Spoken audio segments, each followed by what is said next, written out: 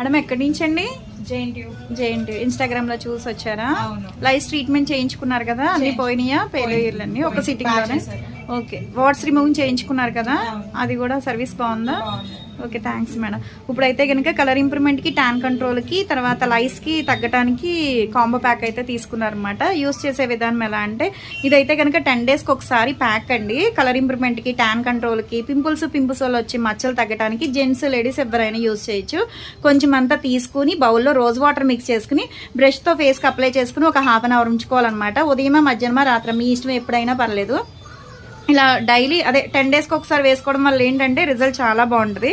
ఇది వచ్చేసి పేలు తగ్గడానికి క్రీమ్. ఎప్పుడైతే మళ్ళీ పేలు వస్తాయో అప్పుడు 4-5 చిటికలు అనేది స్కాల్ఫ్ పెట్టి 5 minutes మసాజ్ చేసి ఒక అరగంట సేపు ఉన్న తర్వాత ఈ షాంపూతో వాష్ చేసేయాలండి.